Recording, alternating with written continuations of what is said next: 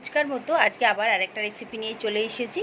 তো আজকে তো রেসিপিটা আপনাদের পছন্দই হবে, অনেকেরই ওটা খুব ফেভারেট। ওটা একটা চিকেন দিয়ে আমি রেসিপিটা আপনাদের দেখাবো।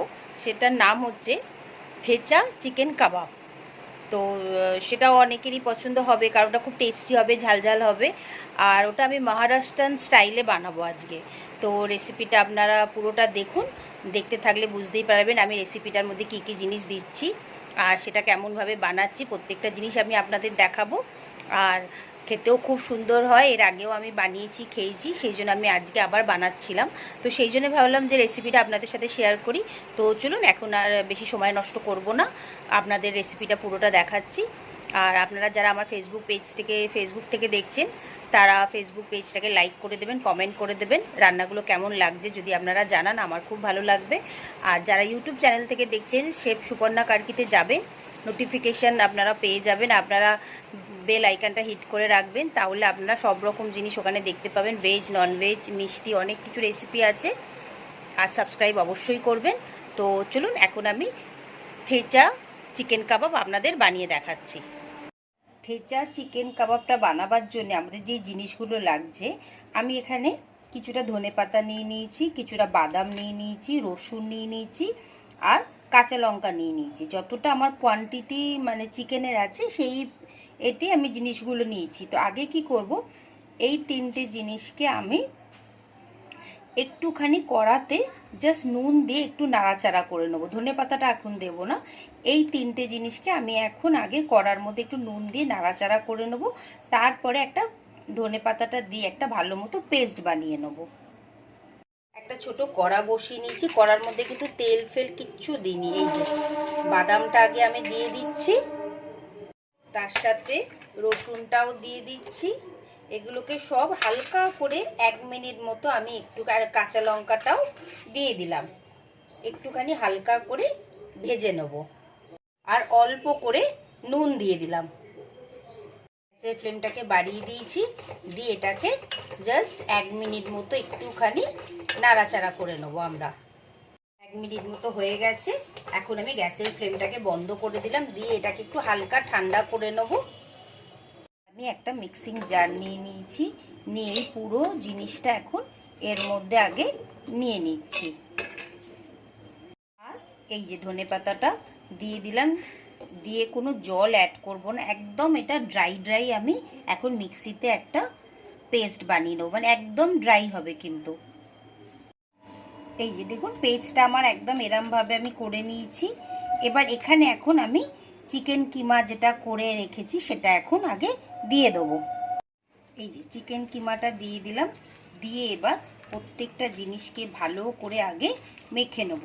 এইভাবে মেখে আমি এখন অন্তত 8 ঘন্টা একটু কিছু চাপা দিয়ে রেখে দেবো। আর ঠান্ডা থাকলে এটাকে বাইরে রাখতে পারেন, আর যদি গরম থাকে তাহলে এটাকে একটুখানি 1 ঘন্টা এইভাবে মেখে ফ্রিজের মধ্যে একটুখানি রেখে দিই। এর মধ্যে নুন টুনও দেওয়া আছে, কিছু দেওয়ার এখন দরকার নেই। যখন আমরা কাবাবটা বানাবো তখন 2-1টা মশলা আমরা এর মধ্যে অ্যাড করব। হয়ে গেছে, এখন আমি এর মধ্যে আগে ফার্স্টে একটু একদম চপ করে পেঁয়াজ কেটে রেখেছি, আগে সেটা দেব। এই যে পেঁয়াজটা একদম মিহি করে, আরও যদি মিহি করে কাটতে পারেন তাহলে আরও বেশি ভালো হয়। আমি কেটে নিলাম। এবার আমি এখানে অল্প একটুখানি, টেস্টটা আরেকটু বেশি ভালো হবে তাই জন্য একটু কাসুরি মেথি এখানটা দিয়ে দিচ্ছি।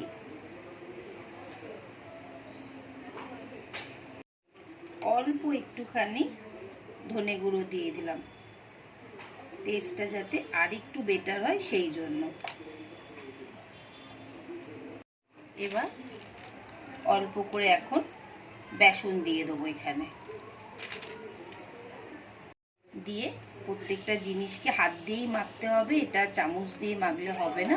এবার আমি সুন্দর করে ভালো করে আগে এগুলোকে মিক্স করে দিচ্ছি। নুন দেওয়ার দরকার নেই, নুনটা নয় পরে একবার মাখার পরে টেস্ট করে নেবেন, কারণ আমরা তো যখন ওই থেচাটা মিক্সিতে বেটেছিলাম তখন কিন্তু নুনটা দিয়েছিলাম। এবার আমি আপনাদেরকে কাবাবগুলো বানিয়ে দেখাচ্ছি। এইরকমভাবে একটা প্রমাণ সাইজ করে নেবেন, নিয়ে এই যে আমি এরকম স্কুইয়ারগুলো এরকম এই যে এইভাবে এখানটাকে দিয়ে দিলাম।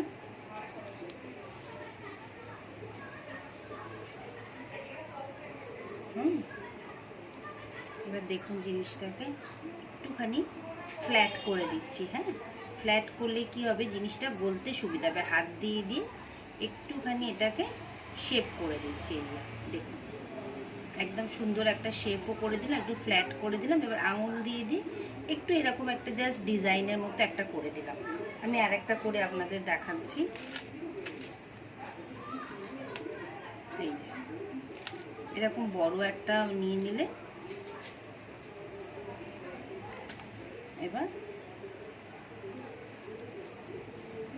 হাতেই এটাকে এরকমভাবে হাতে একটু তেল লাগিয়ে নেবেন, তাহলে হয়তো আরও বেশি ভালো হবে। আমি ইউজ করিনি তেলটা।